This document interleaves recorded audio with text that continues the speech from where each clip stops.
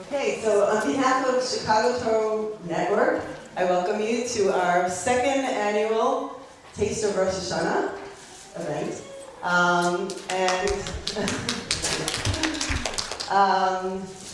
For those of you who don't know, my name is Deutsch, and I have the privilege.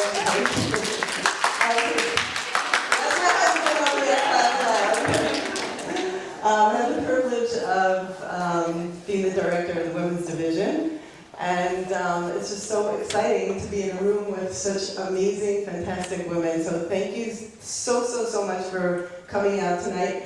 For many of you, you've been at other CTN events, but there are people here who it's the first time, and we're so excited to see you.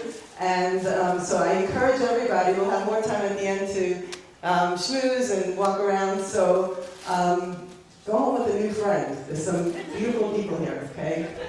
I just want to do a few thank yous and then we'll begin. So first and foremost, to our wonderful host, this beautiful synagogue, Darkei Noam. DMG. Lots of people are here who are members of the shul, and they've always been such a welcoming place for us. So special shout out to Dr. Deja, who makes it so easy and inviting for us to make events here. And we cherish the partnership. Also, Chava Abner, are you in the room? Chava? Oh, man. Okay. So, Chava Abner, well, last year, I don't know, who remembers, it was in her house, right, this event? And in her living room, dining room, kitchen. And when we realized it's going to get even bigger, thank God, we moved it here. But she insisted on, making it work, making it beautiful, taking care of all the technical details. And of course, her husband jumped in and made it happen for us too. So thank you to them. The next person I want to thank is the woman who planned this whole thing. She's the director of women's programming at CTN, and that's Aliza Polsing.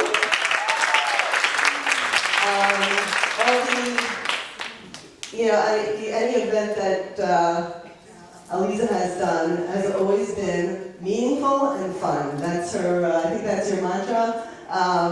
And just also, if you see all the touches. Everything she says is like, I just want the women to feel loved and valued and feel good, when they're here. So I hope you do feel that. Thank you, Aliza.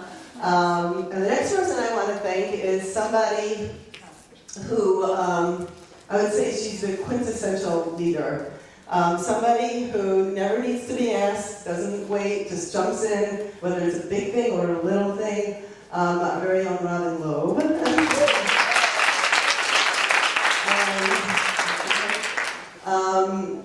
There's any event, any class, anything that we're working on at CTN, somehow Robin takes responsibility for, and they know her. So we want to recognize you for that, even though you don't like it. But can you come up for a minute? We just want to give you a token of our appreciation. On behalf of CTN.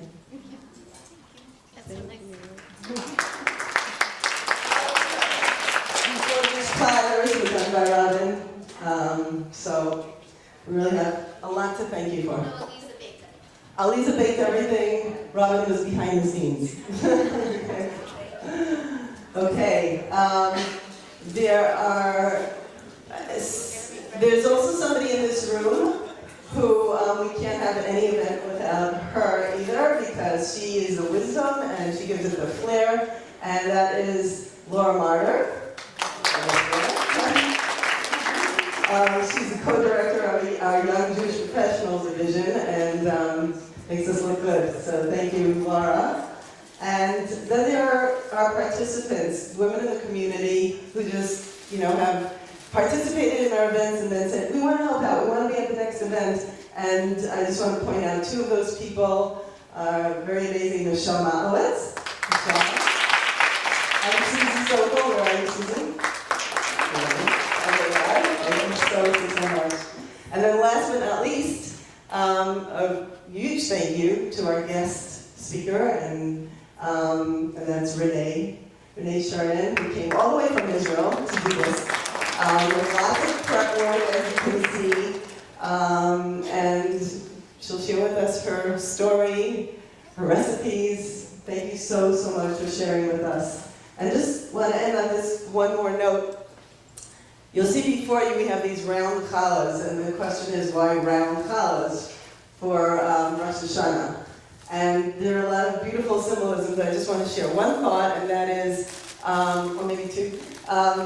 It symbolizes the idea that on Rosh Hashana, we crown God, so to speak, and take God on as our king again, so it should look like a crown.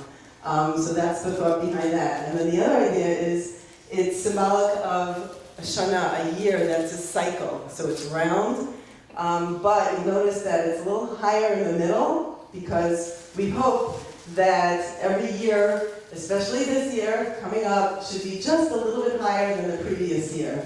And that we're better people because of it. And we know that this moment where we are right now, which is 2 weeks before Rosh Hashana, is it's the sweetest time on our calendar because we're taught that these days, this month before Rosh Hashana, is a time where God comes closer to us. And God is always here, and we always have an opportunity to connect. But there are certain times when God reaches out in a very loving way. So we want to reach back, and we want to connect during this time. It's a more opportune, easier time to do that. So here we are together. I just want to end with a blessing to each of you amazing, amazing women, that this year should be a year of joy, and a year of sweetness, a year of connecting to God and to Judaism, a year of good health, and knock us from your family, and thank you for being in our lives.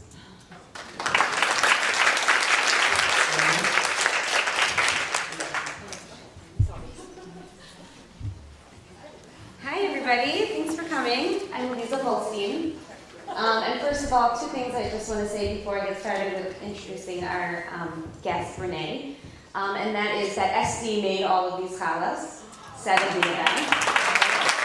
And if you've ever had SD's challahs, you know how exciting that is that you get to take it home. Also, one more thank you. She ended up having to leave, but Chava Abner also helped out with this event. She was our logistics coordinator, so I just wanted to make sure that we recognized her. This is like a tremendous pleasure for me to be able to introduce Renee because this is very personal to me. I told her earlier that this was very selfish that I brought her in, really just because I wanted to see her. She is I was going to say we grew up together, but we didn't grow up together.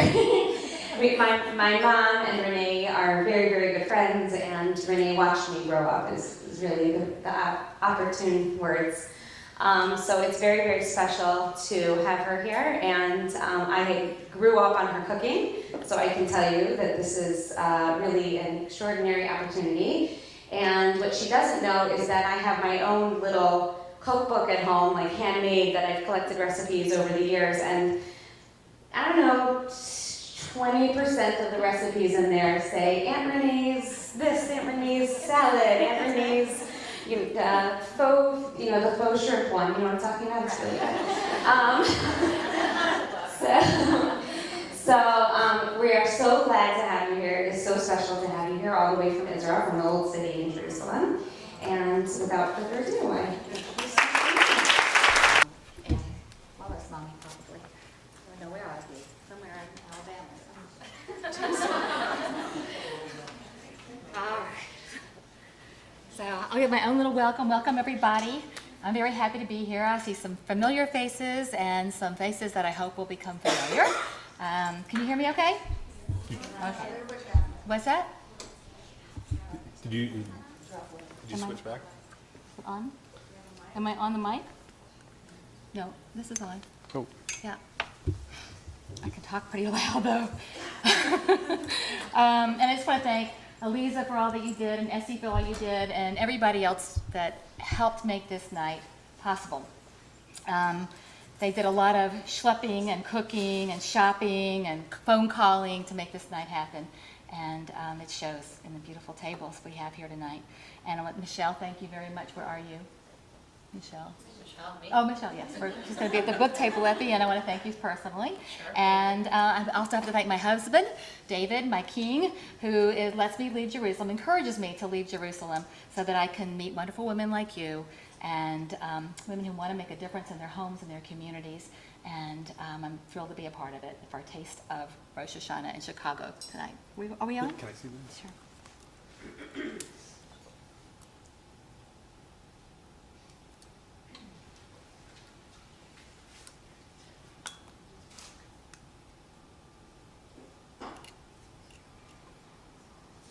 Sorry. Quick test. Okay, test. Again? Test. All right. Let me try Did y'all hear that? All right. So I'm Renee Chernin. I am the author of 2 cookbooks called Cooking for the King, recipes with a taste of Torah designed to bring majesty to the mundane. And they're the kind of cookbooks that I always wanted to have, but I couldn't find, so I just wrote them myself. And you're going to hear all about that tonight. I'm going to get the first question out of the way. Yes, you do hear a Southern accent, and I come by it naturally, as you heard. I was born in Mobile, Alabama, and as were Eliza, Laura's mother. And the other answers to the other question I usually get is, yes, we do say Shabbat Shalom, y'all. That's the truth, we do. So how did I get to Chicago by way of Jerusalem tonight? Starting in Alabama, that is.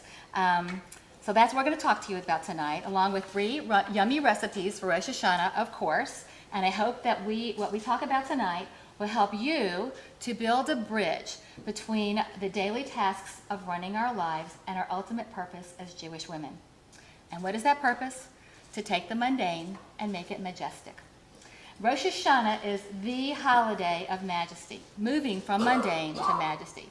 As Esty spoke earlier, Hashem gets closer to us at this time than ever before. He, so to speak, comes down from his throne to be with us, his daughters, as we work on ourselves to grow in our life's mission.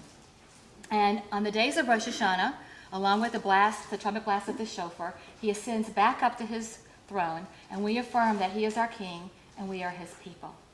And to help us to get to where we really feel the majesty of Rosh Hashana, I want to explore 3 questions. The questions are, number 1, what is the essence of food? How can we uncover our individual and ultimate purpose in life? And how are we going to get more out of this Rosh Hashana than ever before? It's a tall order, and we're going to try and do that in less than an hour and a half. Start. First, I'm going to let you in on a little secret. I didn't write cookbooks just to give you recipes. Yes, there are recipes, and all the recipes have to meet my dish requirements. Delicious, with ingredients that are easy to find, simple, and have adaptability to different people's tastes and dietary requirements. So I wrote Cooking for the King because good food is about more than good recipes. Because we're more. I wrote Cooking for the King because food is about relationship, and so are women. I start every talk with this an observation I read by Rabbi Dr. Akiva Tatz in his book World Mask. He says there are 3 things that we do with our mouths. We speak, we kiss, and we eat. So Dr. Rabbi Tatz says, if kissing and speaking are clearly forms of connection, it follows that also eating is a form of connection. And so it is. Our bodies to our soul, each of us to the other, and individually to Hashem. So on the simplest level, food bonds our soul, our neshama, to our bodies. We have to eat in order to live. Food connects us to the people in our lives. A coffee date with a friend, a business lunch, an intimate dinner with someone we care about, the Shabbos table. Food is the setting where we create and build relationships. And the Jew to God. We say a blessing before we eat anything, and we also have a blessing to say afterwards. When we use the satisfaction that we derive from our meals and our snacks and our desserts to tackle our responsibilities and to do acts of kindness with joy, then we have elevated the everyday. We have as my rabbi in Atlanta likes to say, we have made a majestic moment. We've included God in our lives in a very fundamental way. So food is about relationship, our bodies to our souls, one to another, and each of us to our Creator. And so we see in the Torah itself a most amazing story. Maybe you'll remember the story about Jacob, our great-great-great-great-grandfather, when he negotiated a deal with his older brother Esau. Esau did not cherish their father's legacy to be an emissary of the Almighty, ensuring the sanctity of our future. And he sold it all. He rejected all the Jewish values. And for what? A bowl of soup. And you can read more about that in the introduction to the soup section here. And I think you'll like the title of it. It's called Souped Up on Fast Food. And we're going to make the first recipe tonight. It's called Harvest Bisque. And it takes a few simple ingredients. I'll put them over here. Eliza? They are available upon request. Yes. Are in the book. Yeah, there we go.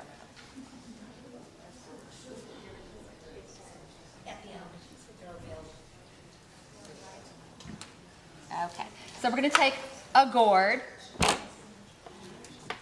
an onion, an apple, pretty mundane foods, and a few other simple ingredients, and we're going to come out with a silky rich soup that has almost a mystical flavor.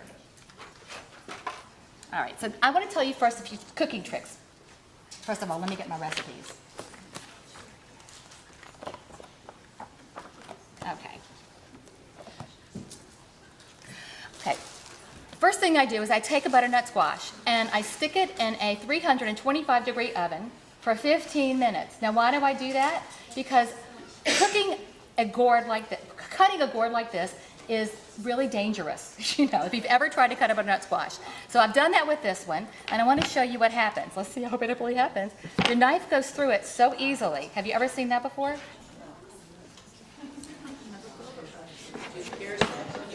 Nope, don't pierce it. It just goes in for just for a few minutes, just to soften the outside, so it's easier to cut. So I love that tip. So then after we're going to take this, we take the butternut squash, put it in a roasting pan. This is a little small for this size, but it worked.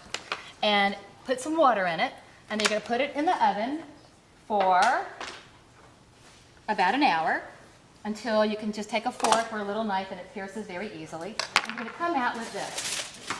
This is my oven. This is what comes out like this. Okay? All right.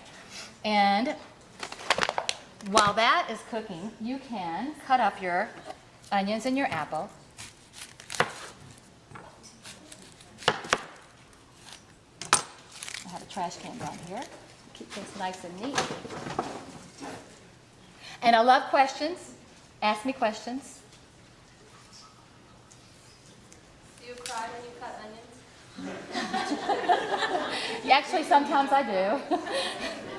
What kind of onion is that? What kind of onion is this? This is like a regular onion. You could use a sweet onion since it is Rosh Hashana. I would recommend using a Vidalia onion or a sweet onion if you can, but I don't think it really matters.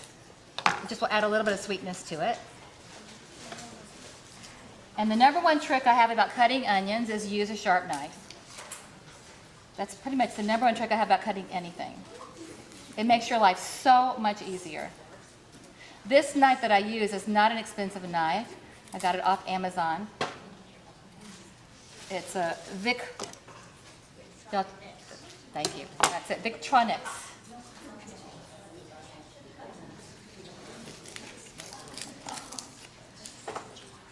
While you're doing that, can I also point out that all of the treats that are in the middle of the table are all made from this cookbook also. They're chocolate pomegranate cookies, there's honey cake, and orange beet bars. Help yourself now.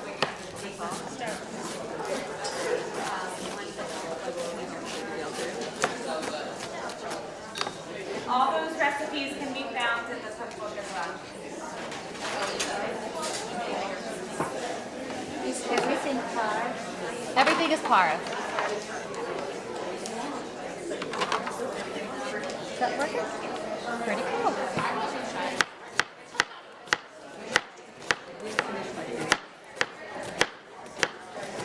I am not a chef, actually, guys. I am a home cook. So I don't have fancy knife skills, although I do try to improve them. But I just want, sometimes people say I'm a chef, and I'm really, really not.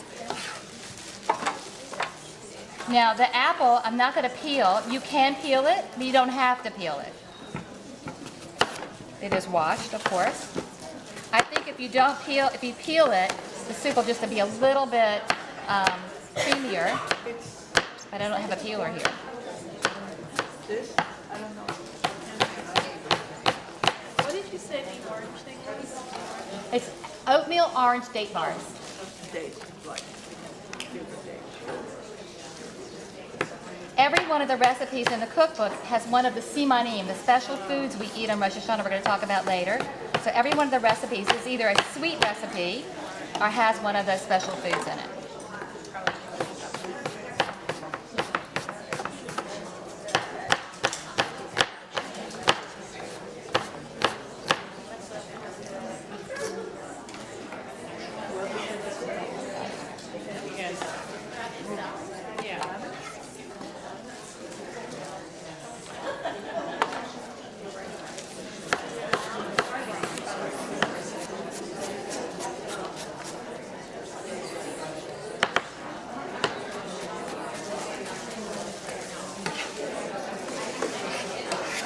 Okay. Now we take the. It's okay. It's okay. They talk about. I'll get their attention back. All right. So then we take the apples. Oh, you can see. I forgot. The apples and the onions, and we're going to take a. This is a mixture of ground ginger, a tablespoon of ground ginger. I'm sorry, a teaspoon of fresh ginger, or I use a teaspoon of ground ginger, a teaspoon of ground cumin, and a teaspoon of curry powder. So we're going to put that in here, mix it all together.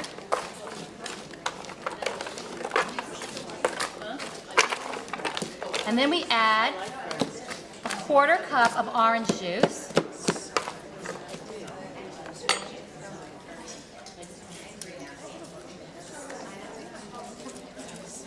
Okay. Stir it all around, and then we're going to put it in our very special oven behind me. And in just moments, we get this. Okay, shrinks down quite a bit, but they're very, very soft. You can just mush them around. So now we're going to take everything and I'm going to put it in the Cuisinart. You see this? Wow, look at that. Cooking show. Yeah, this, I took the original with this right here, put it in the oven for An hour. how much? An hour. An hour? She knows. Okay, until it gets very, very, and this is what it comes out like. Y'all can see, right? The real thing. Okay. The next step is to scoop out the squash.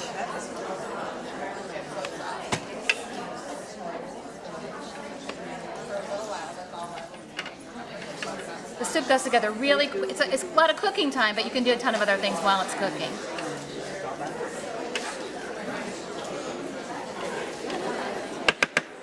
Be sure it's warm over here. What do you like? Oh yes.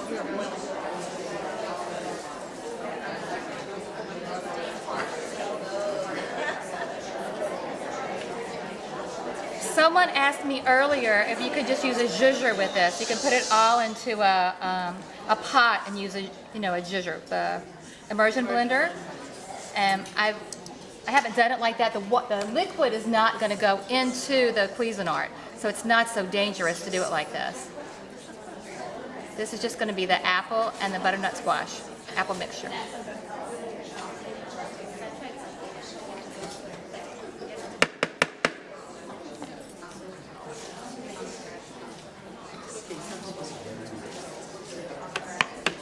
And it looks like this is not going to hold everything. So I'm going to do it half and half.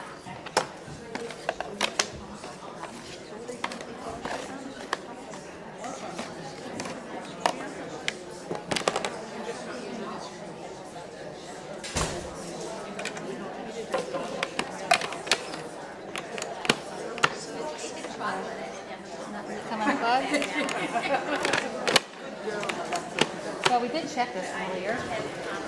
And this is not plugged in here. Oh, thank you. Says what happened before he came in. Thank you. Try it.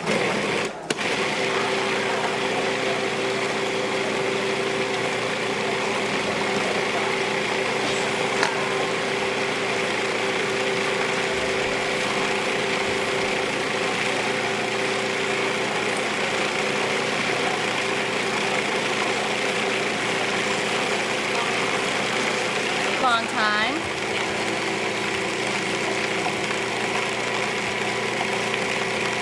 Make a quick phone call while it's on. Just take your time. But we'll be letting machines do the work for me whenever possible. Okay. Very, very smooth. Yum. Oh, here we go. Yum. And this is our soup pot. It's already got some soup in it.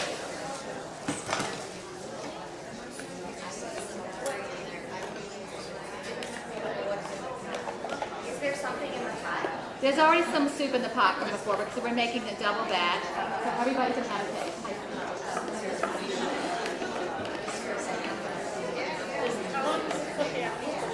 30 minutes. Not very long at all. Just enough to get it all warm. It's really ready very quickly. And it can sit on the burner for a long time. You might need to add a little water to it if it gets too thick. Now I'm going to add some broth to it. You can use vegetable broth, you can use chicken broth, you can use whatever you want. Just a mild broth that doesn't have a very strong flavor.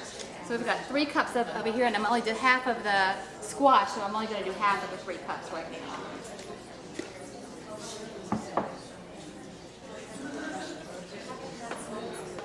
All right. Butternut squash soup. I think you're going to get a taste of this pretty soon. Yeah. It needs to be stirred a little bit more. Y'all can't see this. You can have some. It's carved. Everything's carved I'm making tonight. And everything also is very adaptable. You could use this with chicken broth if you wanted to. It would make it heartier soup. But really, it's got really good, strong flavors in it. I don't think you have to have that much competition. Okay, it just needs to be stirred a little bit more to be sure all that squash gets in. Now, I also need somebody with 3. Oh, hi. Sometime I need that washed out at some point.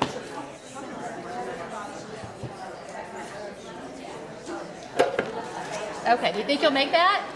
Anybody?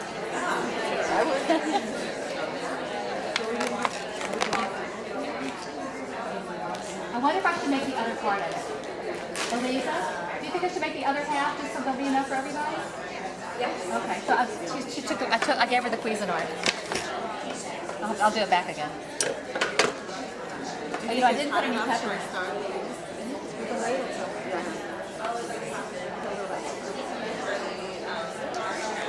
I gave her the Cuisinart.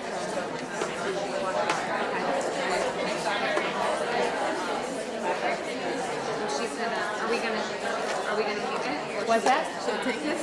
Give it out? Maybe I should just make this so it'll be enough for everybody. Okay, I just realized. Okay, talk amongst yourselves just so you won't be bored, yes? Renee, we'll put some in this pot so we can start taking it out. Okay. Yeah, I'm not going to need that for a while. I'm going to go ahead and make the other half of this squash so that everybody can have a taste. Thank goodness. A lot of you came out tonight. Okay. That's easy. And then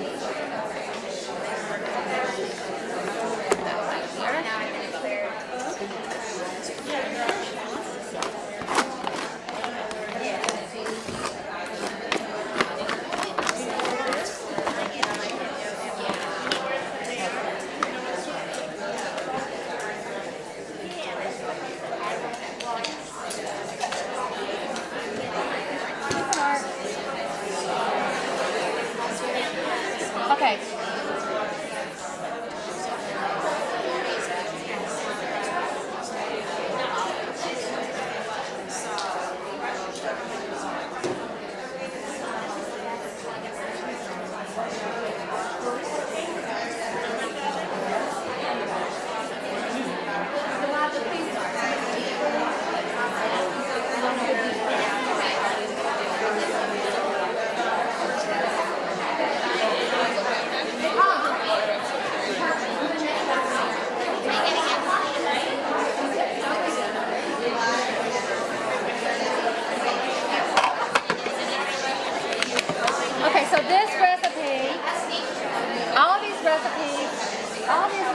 will feed about 8 to 10 people.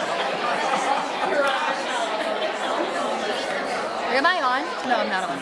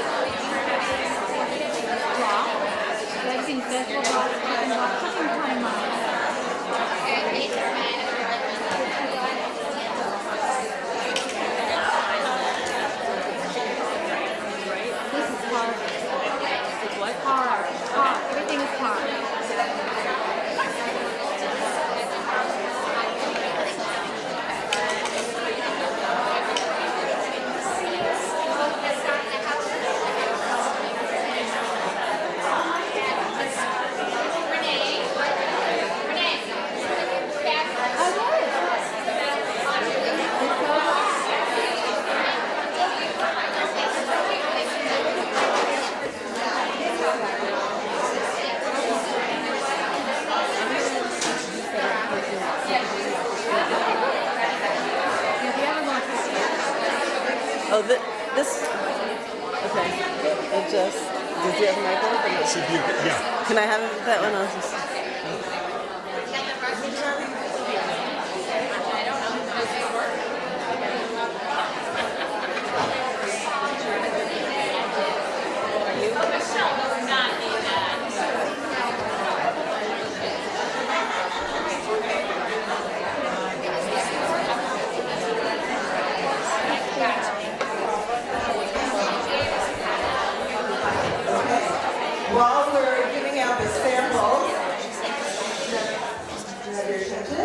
While we're giving out the samples, of this yummy, yummy soup, there's somebody very special here that would like to say a few words.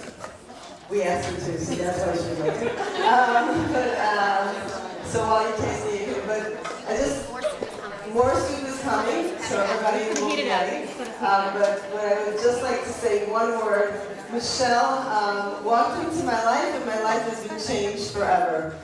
She knows how to keep me honest. The only reason that you get information about our events like more than a week before is because she's killing me for it and makes sure that it gets out at least 2 months early, something like that. But no, really, with lots of love, she really has made such a big difference in my life personally and many other lives. So just ask Michelle to say a word. Thank you, Esty. I'm sure everybody can imagine that Esty has changed my life as well, forever. Esty and Elisa asked me to speak a little bit about my experience this last year with CTN, and I was very happy to do so.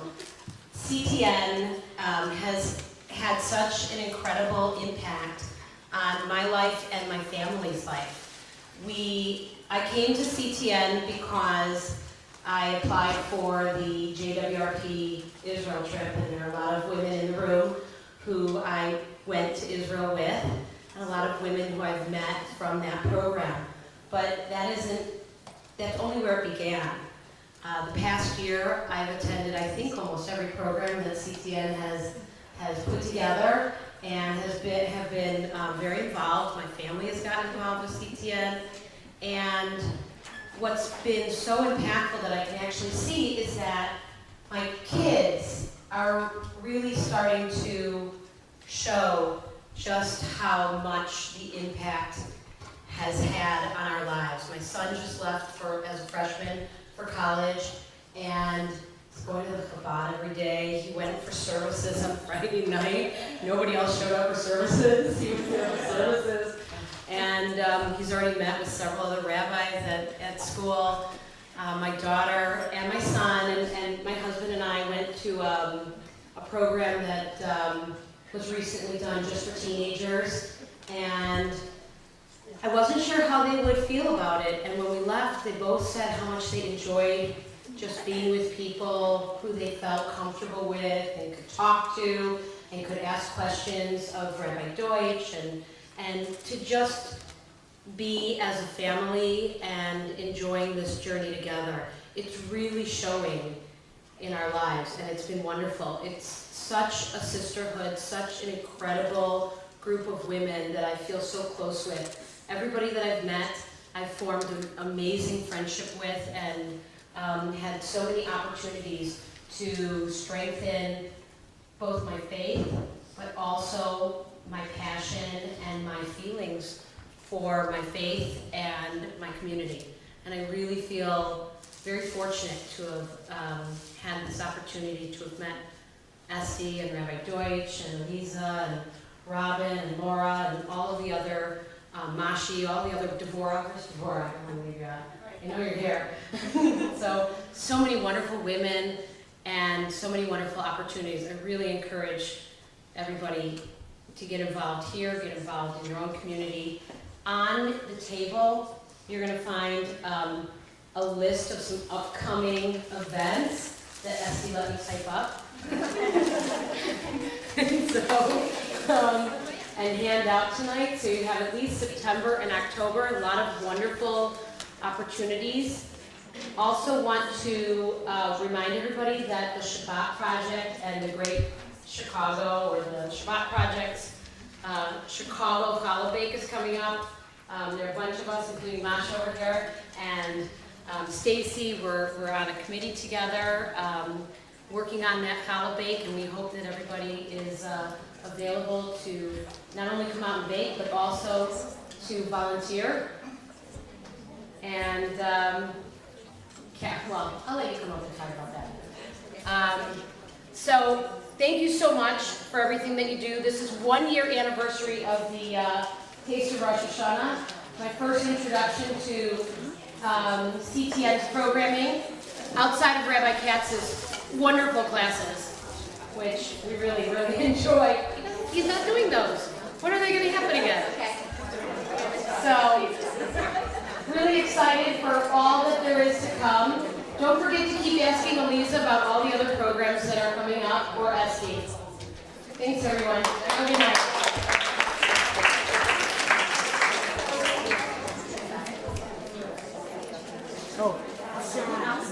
Okay, soup's ready.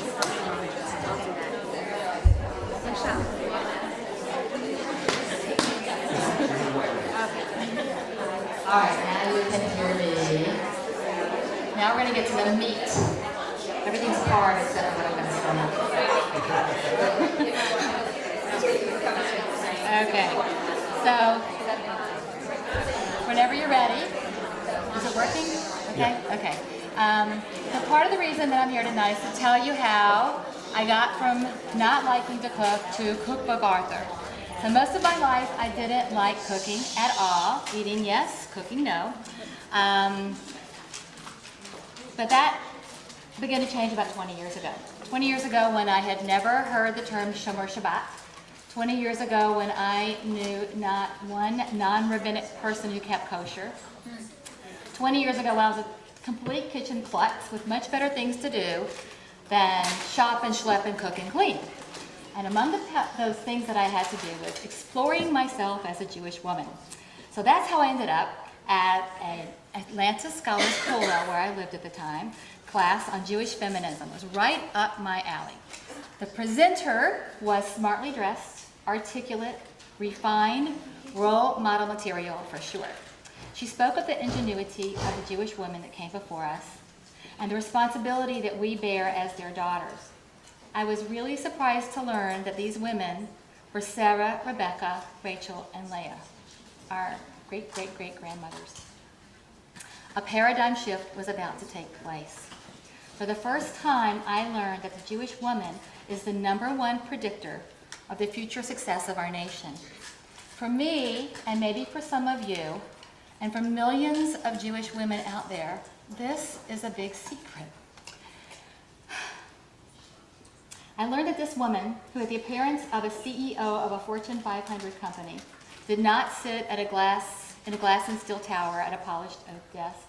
She stood beside her husband as they guided together thousands now, hundreds and now thousands of people in their search for meaning in life.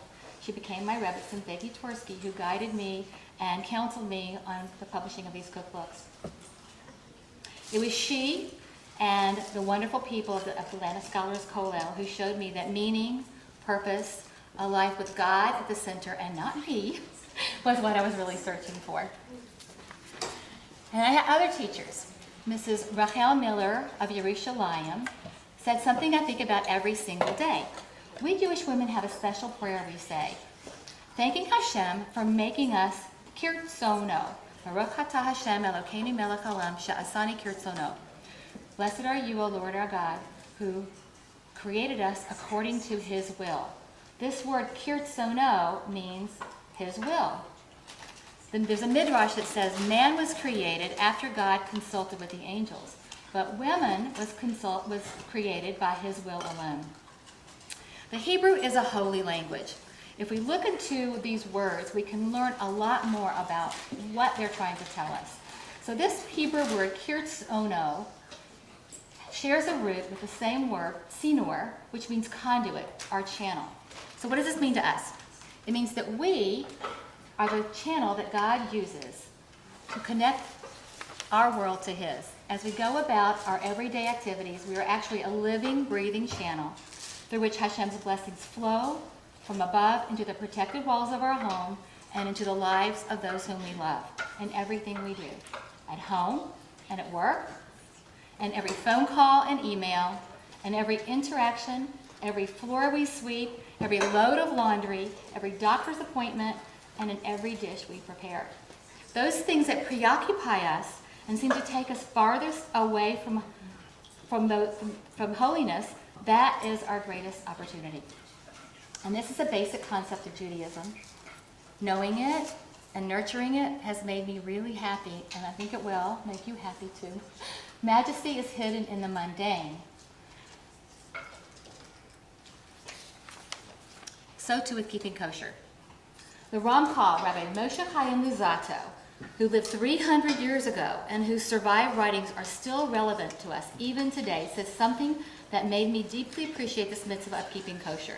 He said, just as there is unhealthy food that blocks our arteries, there is unhealthy food, not kosher food, that blocks the arteries, that connects our neshama to our heart. And when we eat a kosher diet, those channels are clear, and everything we do is fueled with kedusha, holiness, flowing into the daily activities of our lives. So 20 years ago when I learned all this, it was like walking through a door I didn't even know was there, into a world I didn't know existed, and it was my world. And this world meaning pours into our life when we channel our desires towards serving God in everything we do. Keeping kosher, cooking to keep us active throughout the week, planning and preparing meals for Shabbat and Yom Tov, gave elevated purpose to all that shopping and schlepping and cooking and cleaning. So now, is this what we're going to do anything right now? Nope. I have another page for you. So our family's creep of faith took about 6 years. And eventually, we were sending our daughters, who were passengers and witnesses on our creep of faith, to off to a year of seminary to learn in Israel. Couldn't believe we were doing this.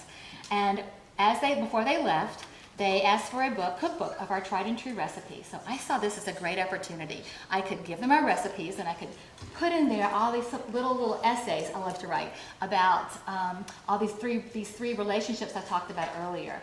Our body to our soul, one to another, and each of us to Hashem, in the process of eating and cooking. So I sent them off with about 40 pages of those kind of recipes and little essays. And I kept writing, and I kept reading, and I kept learning, and I kept cooking. And soon that 40-page book grew to be a 400-page book without pictures. So I was very excited about this approach, and I wanted to share with other women. Thank goodness you're here tonight. And I got people that I really respect and trust to help me. They tested recipes. Others over there helped me test the recipes, and I got people that I trusted and respected to look over the essays and critique them for me. And they really encouraged me. And I sent that manuscript off to all the Jewish publishers, and they all wrote me back and said they liked it. And there's more to come. Right now we're going to try a recipe from this cookbook that was one of the ones that my kids wanted, and it is the pasta salad. If you've got the cookbook in your hand, it is the pesto pasta salad. Okay, I'm going to teach. All right, so let's go. What page is it? It is on page 83. Roasted leek pasta with spinach pesto. Okay, so it's going to start with, all of these are simanim, or a lot of these are simanim that we're going to have, special signs that we have on Rosh Hashana. Leek. Who's familiar with a leek? Who cooks with leeks? Not many. This is a perfect leek.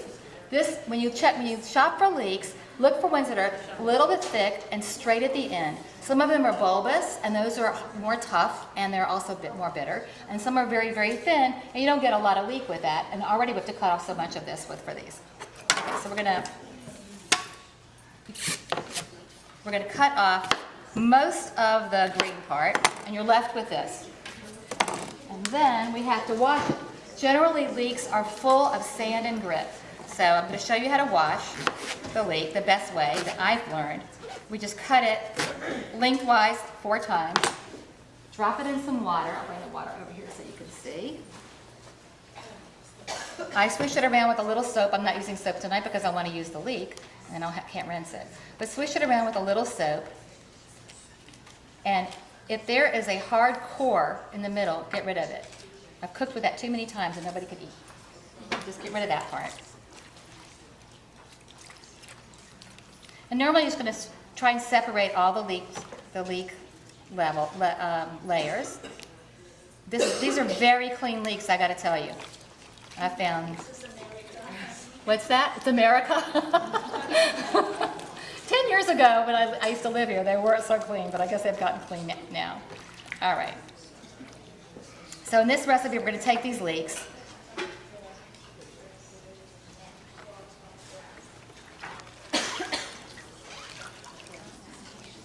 Okay. This is the roasted part. And just cut them pretty thinly.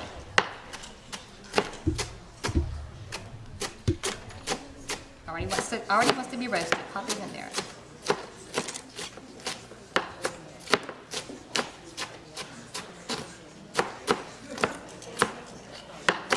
All right, scatter them in the pan. What you're going to want to do eventually is put these all in one layer in a pan. So we're going to probably just split it up into 2 pans. Roma tomatoes. Why Roma tomatoes? Because they're meatier than a regular tomato. We don't want so much juice in this. A little bit because we want to make it soften, but there's a lot more tomato in a Roma tomato than a lot of tomatoes. So this is a huge one. The recipe says to cut it into quarters. So maybe this one would be more of a quarter one, but if you got a big Roma tomato, we're going to cut it into 8ths.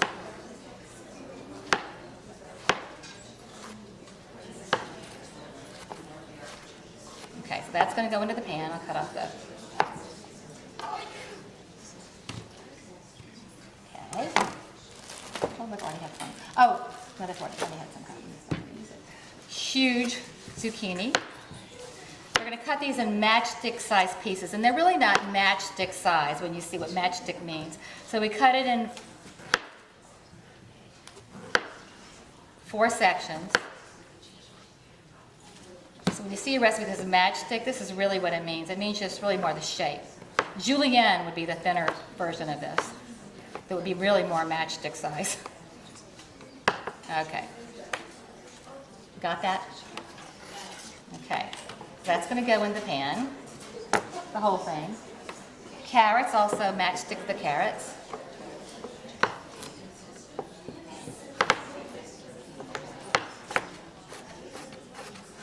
What's nice about this, it's so pretty. The colors all come out so beautiful. 83, 82 and 83 of the Rosh Hashana book.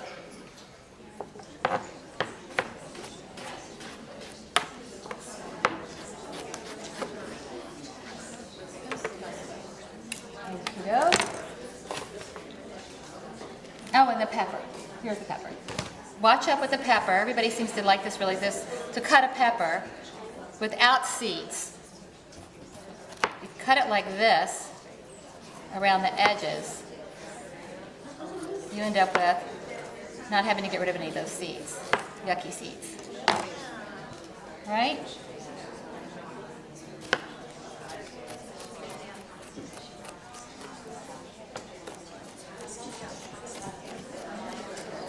People who have the cookbook, what else do I need to put in here? Anything? Carrots, zucchini, leeks, tomatoes, the red pepper too. Yeah, for the demonstration purposes, I'm just going to do the yellow pepper, but I usually use a red pepper and a yellow pepper. We're looking for a vibrantly, beautifully colored dish here. Shem makes a lot of pretty colors.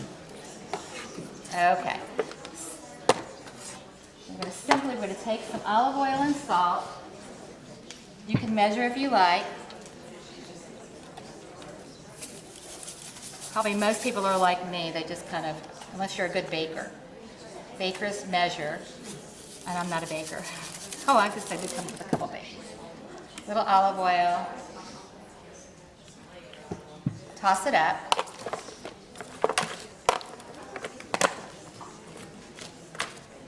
I'm going to put it in my oven. Can I come out of this? Your oven is so fast. My oven is so fast, she said. Right. I mean, basically, if you really think about it, you put it in the oven, you just, do other stuff, and it's done. So, all right, so that's that part. Now we're going to make the pesto part. So I've learned pesto. I happen to love pesto, but there's problems with pesto. It doesn't stay that pretty color green that starts out. It uses an awful lot of basil to make a pesto. Okay. So I found I like to watch YouTube videos on cooking. So I saw this YouTube video, and the chef, it was a chef, who was talking about using dried herbs and how to best use dried herbs. So he said, so you have like thyme in your house. Maybe we all often have fresh parsley around. So if you chop up the thyme with the parsley, the dried parsley. Chop up the dried thyme with the fresh parsley. It brings out the oils in the dried herb and makes it much more pungent than it would have been if you just used the dried herb alone. Now we also know you can put it in a soup, and the moisture does make the flavor come out, but to chop it up with it, it sometimes just releases a lot more flavor. So that's the concept that we're doing here right now. So what we're doing here now is we're taking spinach instead of parsley, frozen spinach, much easier to come by than fresh parsley. Frozen spinach keeps the color green is just vibrant and will stay that color. So that's going to go in the Cuisinart. That is half a cup. Lots of garlic. Let me make this a little bit cleaner over here for your viewing pleasure.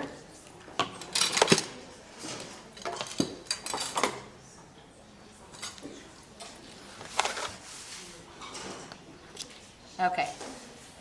Most of you, I'm sure, know the difference between a clove and a head, but I always get asked the question. Head clove. Okay? Not to insult your intelligence. Don't tell anybody you didn't know. Okay, so I'm gonna break. I've got this called for how many? 6 cloves of garlic. But some of these were humongous. So I broke it down a little bit. I think I'm not going to use all 6. A couple ways to open a garlic clove. One, if it's small enough, you can just wiggle, and dry enough. These have gotten a little bit moist in there. So dryness really helps them to peel better. So this is not going to peel. Sometimes I could just wiggle them like this, and the skin will just release. And I did that with a couple of these. It's not going to happen today. So then we'll bring out the knife. Just press a little bit, and then it pops up. Okay. Do the other one, the bigger one.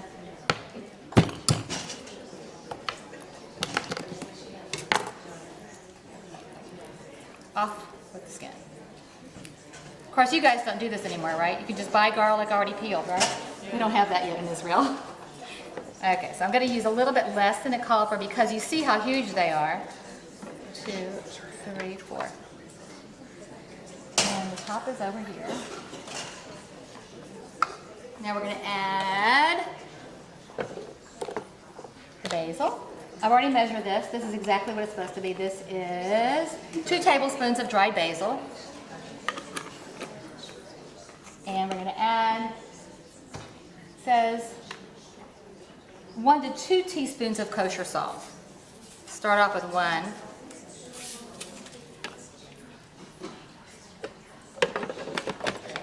And super plugged in. We're plugged in. Put everything in there. Spinach, garlic, oil. I knew I was missing something.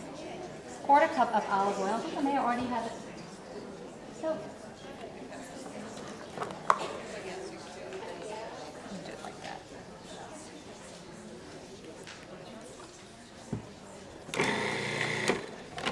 You don't have to do it slowly.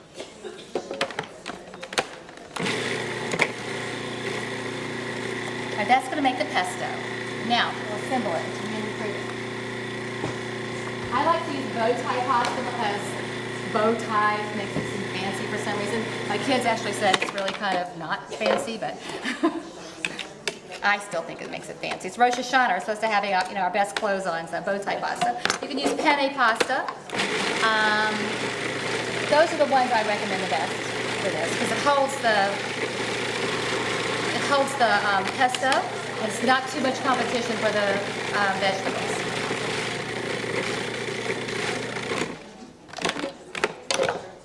Oh, it smells so good. Oh, bring it over here.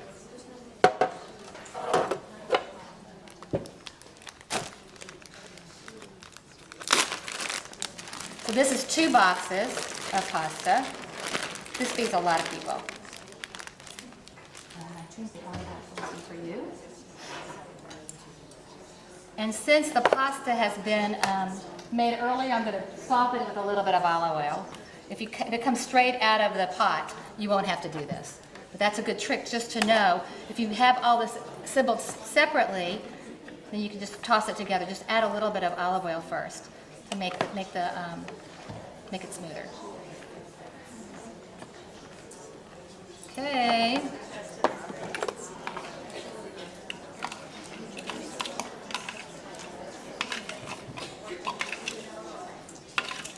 Any questions?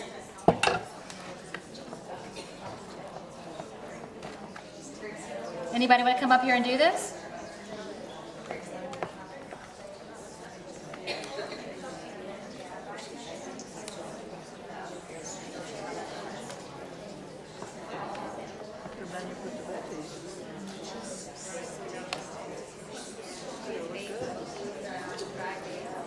Dried basil, spinach, olive oil, salt, garlic.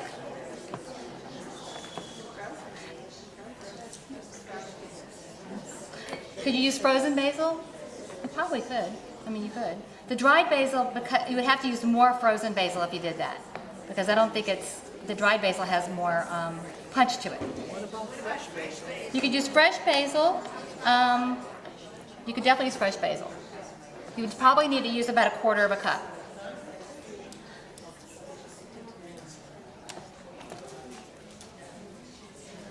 With these desserts, can you freeze them? Oh, the desserts are all freezable. Absolutely. The soup I made earlier, that's freezable too. How long can you freeze them? No time. I don't like to freeze things more than a month, really. I think after a while it starts to lose flavor. I meant like 5. And you just warm it up? You don't need to cook it? The what? The soup? Yeah. You defrost it? Yep. Yep. You might have to stir it up. It might separate a little bit. You might have to stir it up. Okay, so that's pretty good here. And then this is so nice. You take all these beautiful, beautiful roasted vegetables. My mouth is watering.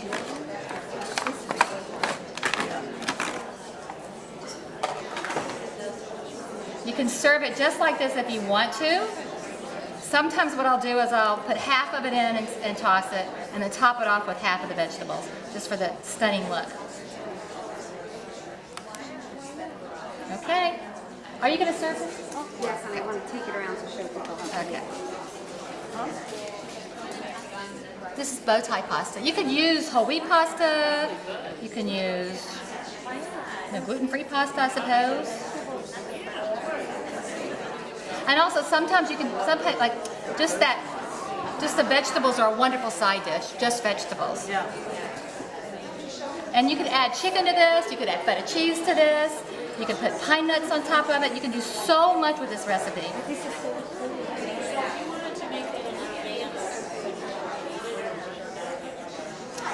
This you can serve it at room temperature. You can make the vegetables a couple days ahead. You could make the pesto months ahead, put it in the freezer. That can you keep in the freezer for a long time. Yeah, just the last thing is you put it together. And you can really keep it like this a couple days in the fridge. Maybe no more than 48 hours. You could keep it like that, it'd be fine. You might want to add a little olive oil to it before you serve it. Okay, that's it, ladies. Beautiful. Potato bun.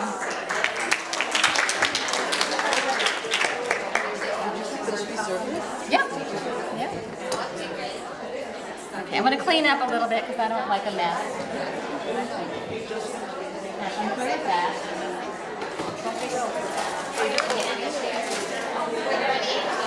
Okay.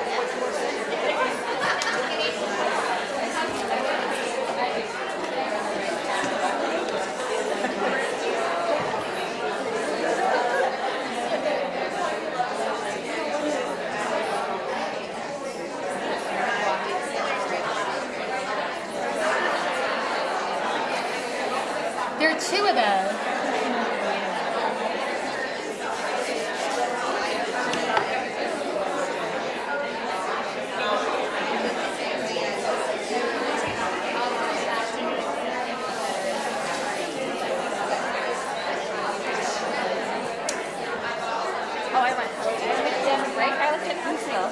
Really? Did you know the witness teams?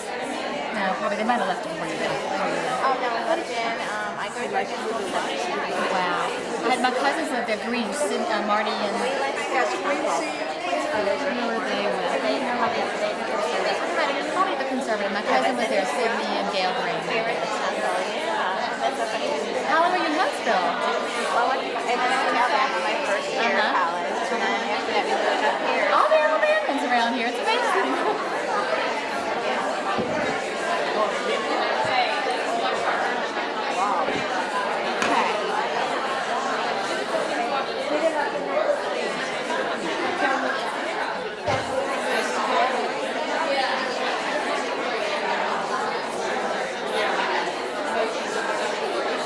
Okay, so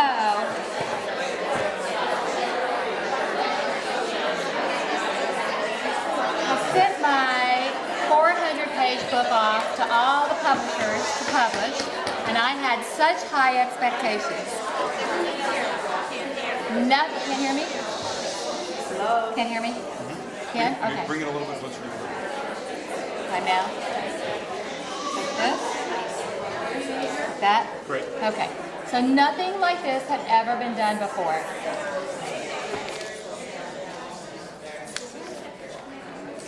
The editors all liked it. They all wrote me back and said, we really like your idea, we really like your book. We're going to send it off to the marketing department. The marketing department all said the same thing.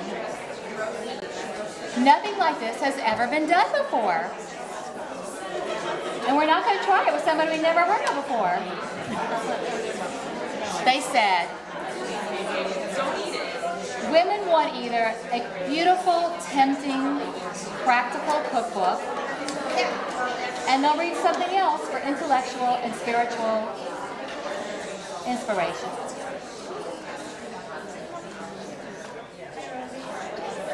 I know it's hard not to connect with other women while we're eating.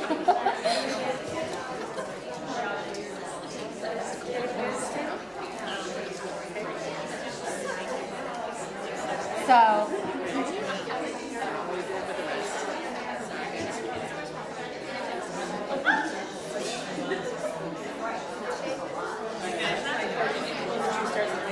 I started here, so.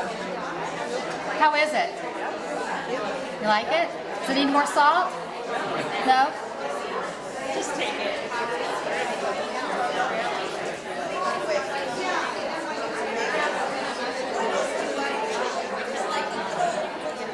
Garlic. So what happens is the garlic you just had is very fresh. After probably a couple of hours, it's going to mellow out a little bit. Yeah, so it is a little bit on the sharp side right now. Yeah, it will mellow. Okay, good.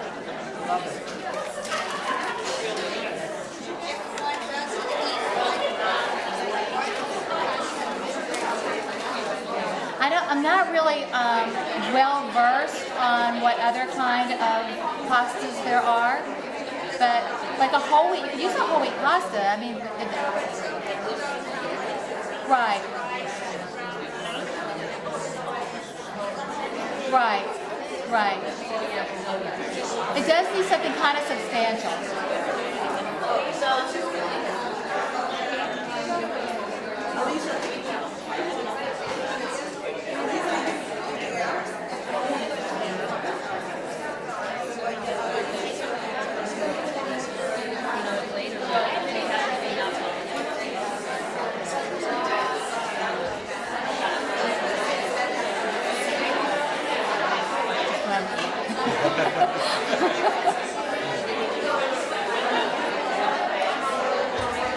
Elise, I'm going to take.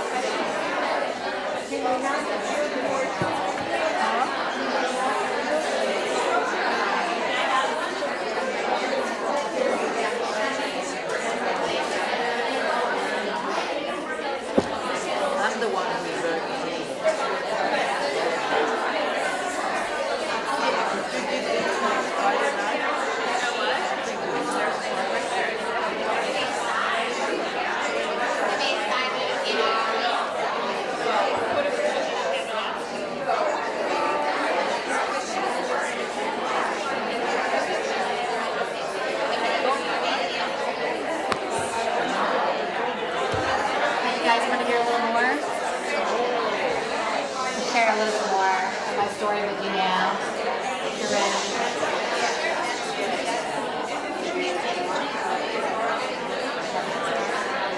Ready? I'm going to go on a little bit now, because I don't want to keep you guys too late. But I really have some things I wanted to share with you. I was saying that the cookbook didn't go quite exactly as I planned. I sent the cookbook off to the publishers, and all the editors said the same thing. Sounds great. I was all excited because nothing like this had ever been done before. And the editors sent it to their marketing department, and guess what they said? Nothing like this has ever been done before, and we're not going to try it with somebody we never heard of before. So they said also, which is not true, they said women want either a practical or a beautiful cookbook, and if they want to learn something, or they want some inspiration, they're going to read something totally different. Now, I know women love to read cookbooks. They tell me all the time, cover to cover. sometimes, we don't even make the recipes. We just want to read the cookbook and see what's going on. So it's a wonderful subject. So I thought that really I wanted women, Jewish women, to have something more substantial in the kosher cookbook realm. One editor, female, of course, really got it. And she encouraged me. She said, build a website, write articles, speak in public, build a following. Me? I said, I'm just not that kind of an out there kind of person.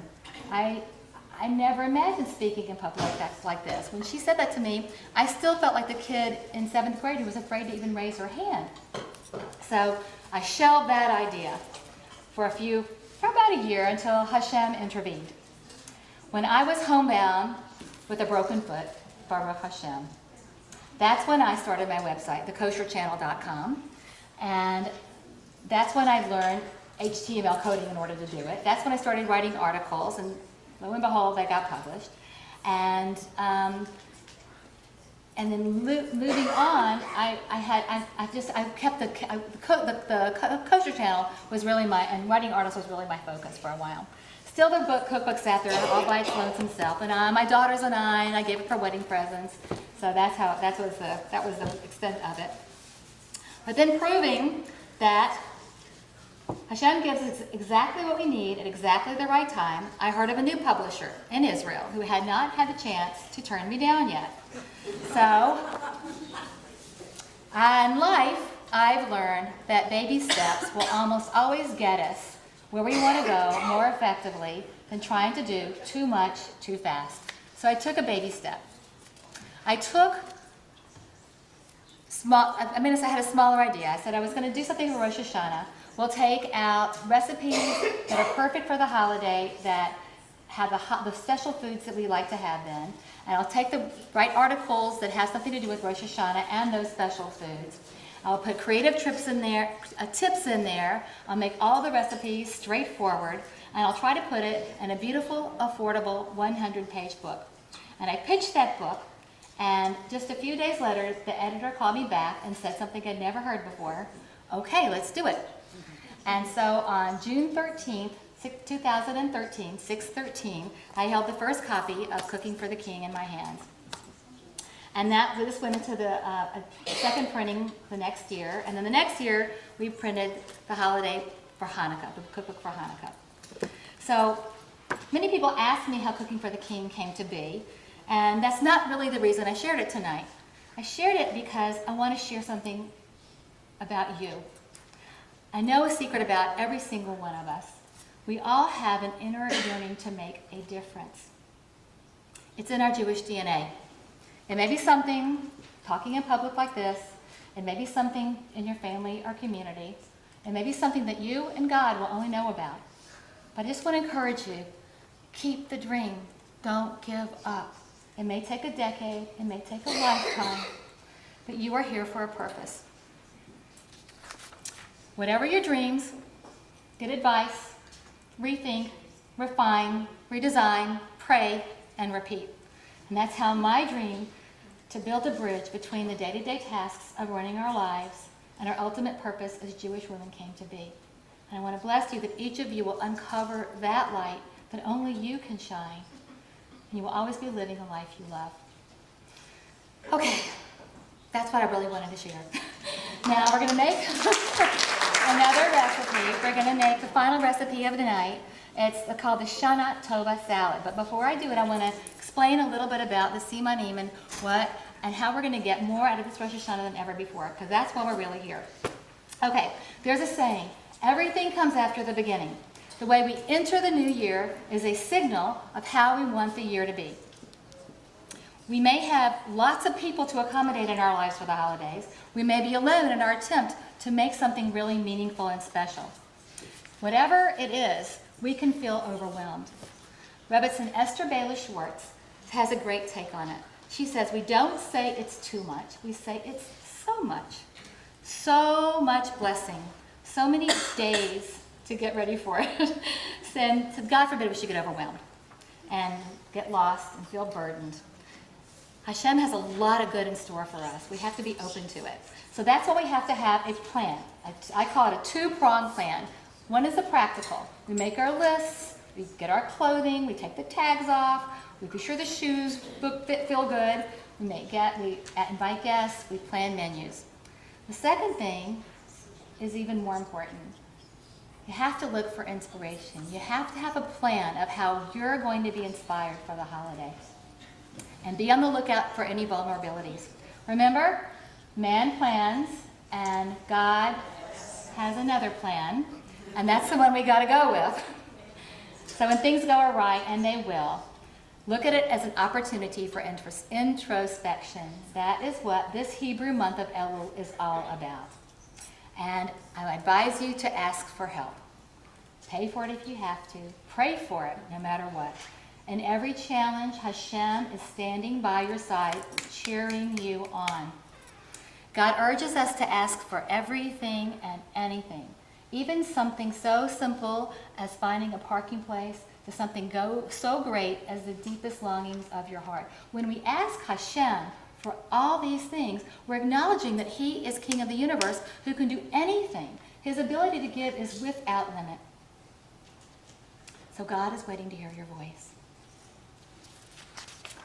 Rabbi Yemima Mizrahi, if you've ever heard of her, you've got to hear her. She gives a specific formula for how to make a request from God. First, she says it starts with gratitude. So we're going to say, Hashem, thank you for all the clothes in my closet. And please help me to find something beautiful for Rosh Hashana that makes me look 5 pounds thinner at 70% off. Thank you for all my friends and relatives. May I be as blind to their shortcomings as I am to my own. Thank you for the energy to accomplish. Help me to know my limits and get to sleep at a reasonable hour. Gratitude plus prayer, that's how we activate our kosher channel. So now's the time to plan, and ask for help, divine and in this will. Okay, so here's a salad that's all about asking Hashem for our needs. We get home on Rosh Hashana night, and in the Mahzor, the Rosh Hashana prayer book, and also on your tables, there is this little service that we do when we get home. And we take these mundane foods. We take beets and carrots and peas and morleeks and cabbage. And we have this little Seder, and we say all these little prayers. And what is this all about? So the great Hasidic rabbi, the Sfas Emes, says this is not it's a custom to be taken lightly. It's how we show Hashem that we want a good year. It's not enough to want something. A Jew has to take action. And we're going to do it with the simanim. Simanim are a code that we have with our Father, the King of the universe, on Coronation Day. We're saying, not only do we want and expect to have a good year, we're taking these physical signs as an indication of our desire to actively bring in a good year. With the simanim, the Sfas Emes says, we are actively creating a new reality embedded in the physicality of our daily lives. We are actively creating sweetness, strength, and success. We are becoming vessels, channels, for our blessing to flow into our mikdash me'at, our own homes that stand at the center of our lives today. So this is the Shana Tova salad, and as I go through, we're going to talk about each of the simanim. All right, let's see. Here it is. It's really beautiful. What page? It's on page 18. And I hope that as we go through, someone will just add in and tell me what each of the simanim mean. So we've already seen the leek. I'll go ahead and cut this up the way I'm going to cut it up for the first step of this recipe. Well, first, I guess we'll go in order of the recipe since you are all here reading the book. We're going to make a sweet dressing. Make a sweet dressing. I like to go straight to the vegetables. One thing we don't use on, as many things we do use on Rosh Hashana, but things we don't use as well. So we try to stay away from things that are sour or bitter. This original recipe actually had a lemon in it, but I switched it to a lime because it has a milder flavor. What am I going to put it in? I'll put it in a bowl here. Okay, so we're going to take 2 tablespoons of vegetable oil.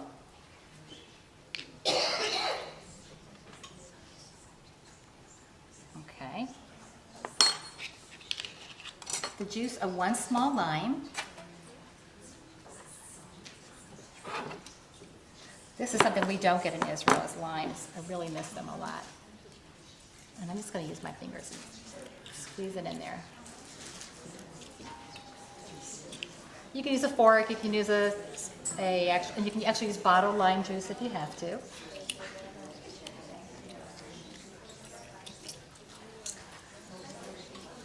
Are lemon and lime interchangeable? In this recipe they are, but I don't recommend a lemon for Rosh Hashana. We try to stay away from sour things in Rosh Hashana. But in general? In general, if you make this recipe another time, it's good. That was the original recipe, actually. I'm always adjusting recipes. Okay, that's the lime. Okay. Next on the list is 3 tablespoons of honey. So I'm gonna, this is great because I already used a little oil in the honey, oil in the tablespoon. A little trick is when you ever use honey, if you will just grease the spoon or whatever you're using first, it's gonna come out much easier. So this is 1 tablespoon, I'm gonna do 3.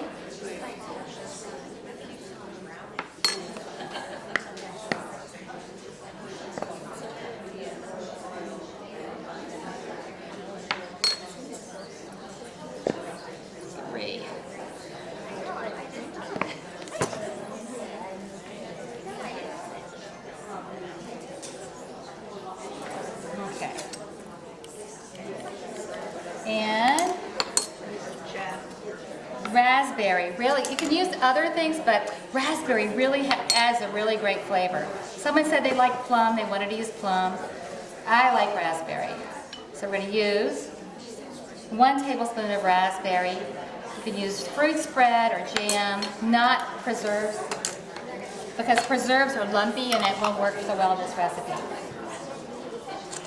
Okay, I'm going to mix all that together.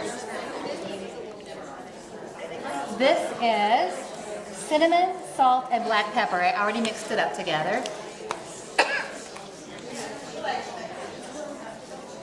Put it on a white, you can probably see it better.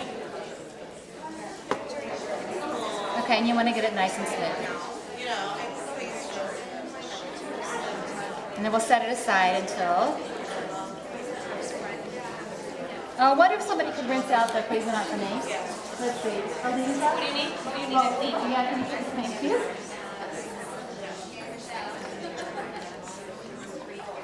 Thank you. All right. Now the leek.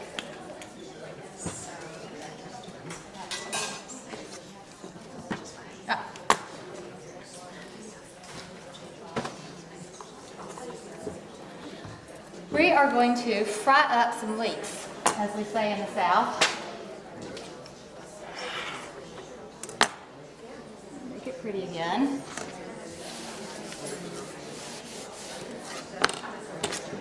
So this leek, I'm just going to cut. Where's my? Oh, you know what? I also need. I need the pot that we had. That you were serving the soup in. Okay. The small pot. Yeah. This we're going to dice this time. We're going to cut it very small.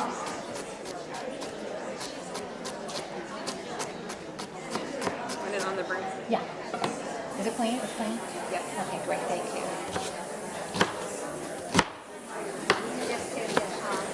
I turn it off? On high. On high? Yeah. Can I put oil on it? Yep. Oh, here. I've already got it measured out. Put this in the pot. Thank you. Okay, I'm going to set this aside a little bit until the oil gets hot.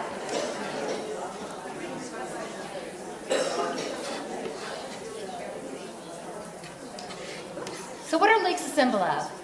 Are they on the list over there? Yes, they are. Our enemies should be decimated. That's so mean. That's so mean?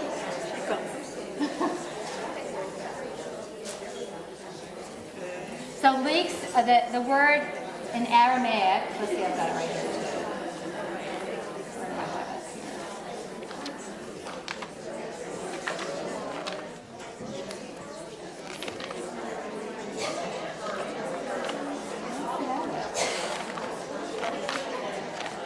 Oh, here we go. Leeks.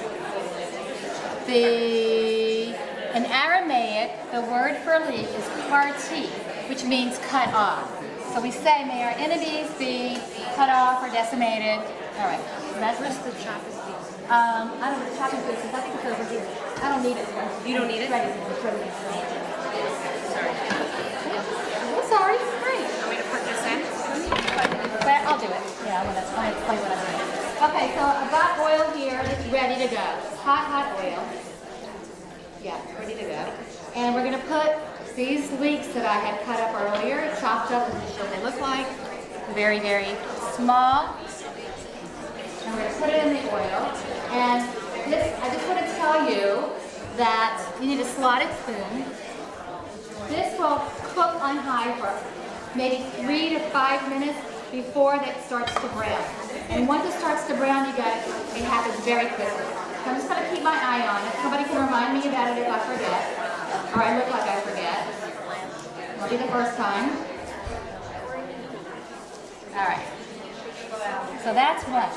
Now, we're going to take my favorite, the most, I love beets.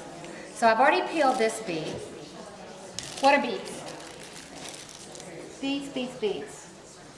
You see beets?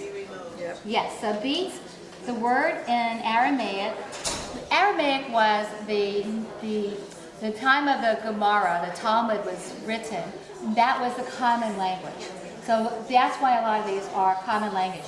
You can make up these simanim with anything you want. There's one that went around a couple years ago to take a celery and raisins in it, so you'll have a raisin celery. I have, in the cookbook, I have Dixie corn dollars because we want more dollars. Yeah, so you can make up a lot of things with these kind of things. And you can make them up in your own language. Like, like it's a beat. So like, let's, Alabama beat Auburn.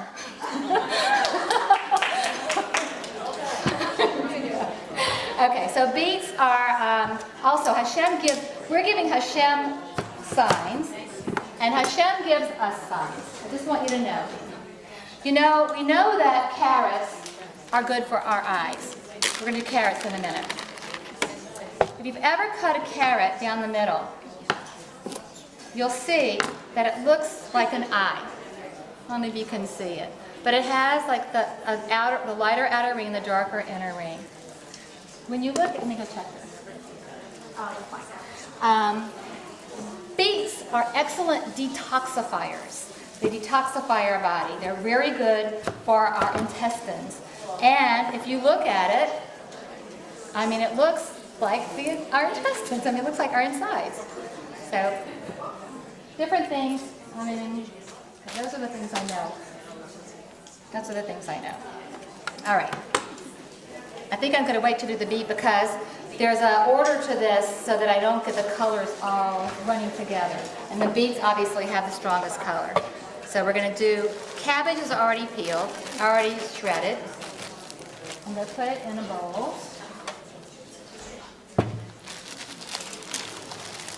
The recipe book calls for apple for this part, but after I printed the book, I realized that shredded cabbage works much better, and you're always going to have an apple dipped in honey when you come in for the simanim, when you come in for this course. So I changed it to cabbage. All right, that's one. And then if somebody would please empty this, I'll have another one. This will be perfect. Perfect. So I'm going to shred the carrots. When you're doing this, if you'll do the carrots first and then the beets, you won't have to rinse out the Cuisinart.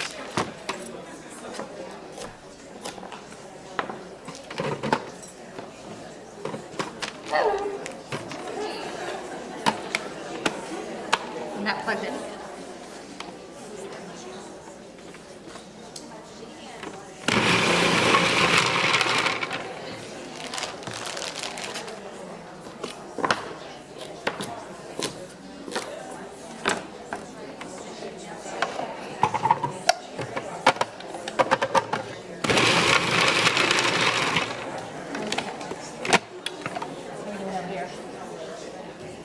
We're doing fine.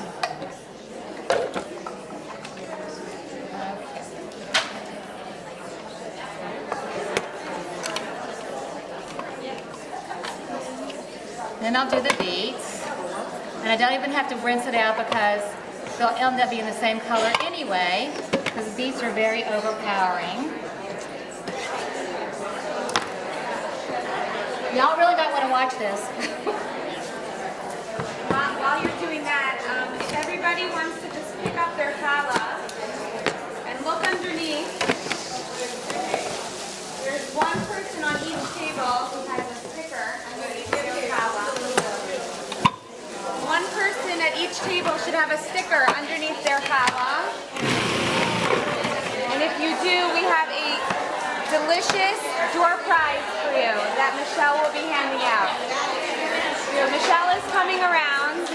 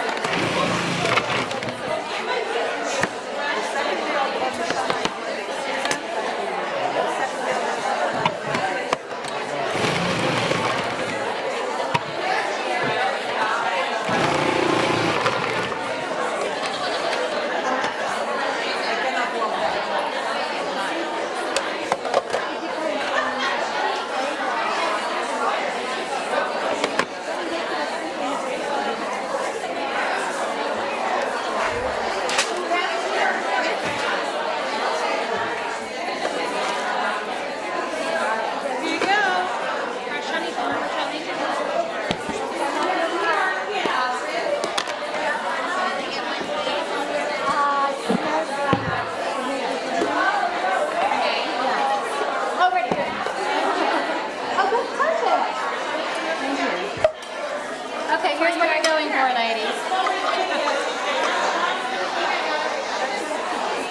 Can you see that? Put it off now. Okay, here's what you're going for. Yum. Yeah, it smells delicious.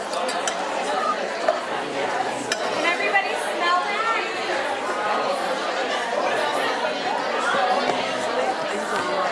And we're going to put them on just drain them on paper towels. All my food.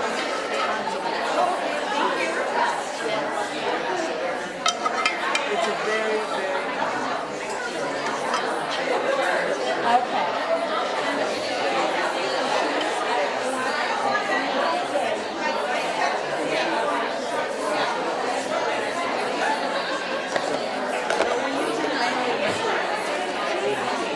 All right, ladies.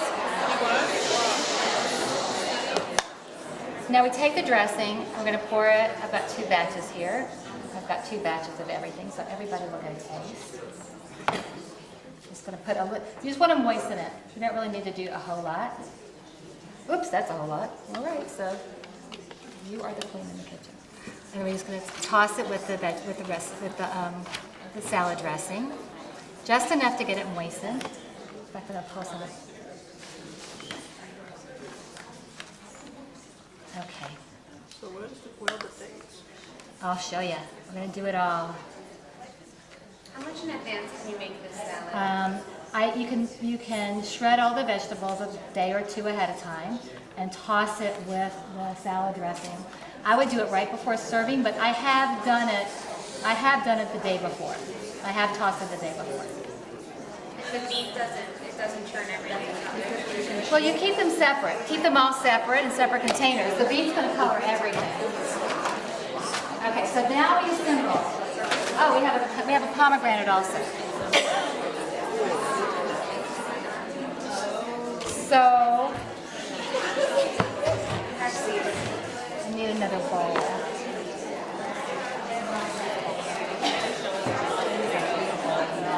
I'll just do it. You know, I found a new way. There's lots of different ways to seed a pomegranate. Have you ever seen the one where you put it under water and you do it that way? Everybody seen that? Okay, I'm going to show it to people just in case they have not. I'm just going to get some water and put it in here. Some people will take it and they'll take a spoon, a whole one, and bang it. To me, that takes too long. I love this, and I like water. I'm a water sign, so I guess that's why I like water. All right, and I'm going to give this one to all of you. Okay. So once this is, if we had a big tray, flat tray, that's one way to serve it. You can toss it all together if you want to. That's another way to serve it. Thank you.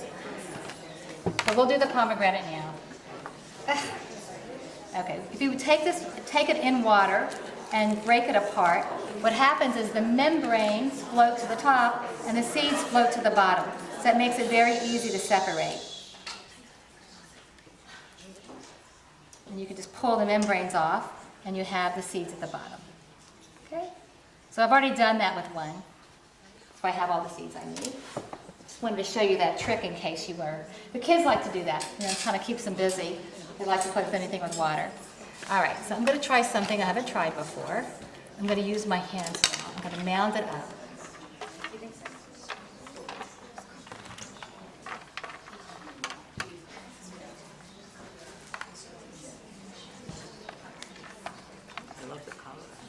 Yeah, that's the pretty thing. She said she likes the colors. It is stunning.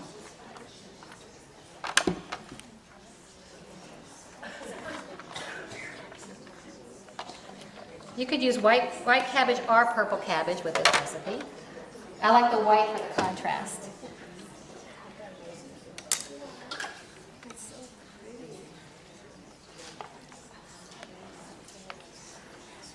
Okay.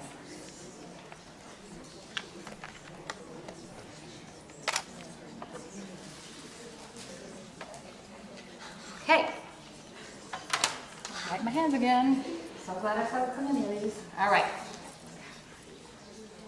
My ring is in here. Now we're gonna. So now we're gonna garnish it. And we're gonna garnish it with pomegranate seeds. Pomegranate seeds. We eat a pomegranate, most of you probably know, because there's supposed to be 613 seeds in a pomegranate, right? And there's 613 mitzvahs. And I'm sure you've all tried to count. And of course, how far do we get? There's also a piece in the book called The Pomegranate Paradox that I heard share by Rebbetzin Shira Smiles, who writes about the pomegranate and how each of the seeds are in a whole separate container. And when we squeeze the juice, we put all of these mitzvahs together, and it brings it's our life. So once they're in separate containers, it's a mitzvah, it's a good deed, it's a nice thing we said, but when we squeeze it all together, it becomes a beautiful ruby, rich red color. All right, so that's that. And now dates. So what are dates a sign of? Anybody want to tell me? What are dates a sign of on the...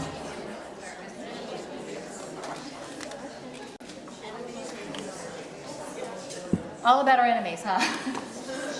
No. I have dates in Aramaic means to consume. May our adversaries be consumed.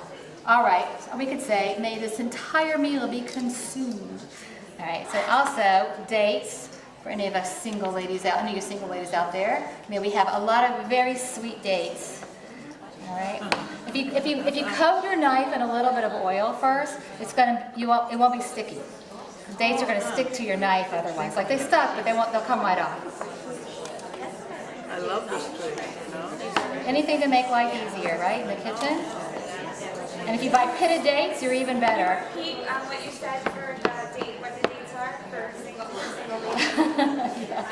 You know, I was saying earlier, the simanim, we have a tradition of certain foods that we eat called simanim. However, our sages say most of them were in Aramaic, which was the written language at the time that the Talmud was codified. So we can use our own language. And there's one in Yiddish called they eat chicken livers because they want their children, because the livers are like labor lock, and they want their children to be how do you translate labor lock? I mean, anybody know Yiddish? All right. Sweet, edel, sweet, kind, well-mannered kids. Integrity? Okay, integrity. Thank you. All right. So the dates, traditionally the dates have one meaning in Aramaic, but we live in America, and we have lots of single women out there who need good dates, you know, like give us some good, sweet, nice dates. Yeah. Rich dates. Very rich dates. All right. All right, that's done with that. Now, if you have pumpkin seeds, you put pumpkin seeds on it. Pumpkin is one of the simanim. And then now we're going to put I didn't wash that one, so I'm going to use these. These are the leeks that I had fried up earlier. Just put them all over the... All right, and that is the simanim salad. It's pretty if you put it on a bed of lettuce and you spread it all out, and you can do all sorts of different creative things with it. You can make individual little salad plates with this. Everybody has a little bit of mound and all the garnishes on it. Shana tova. That's that salad.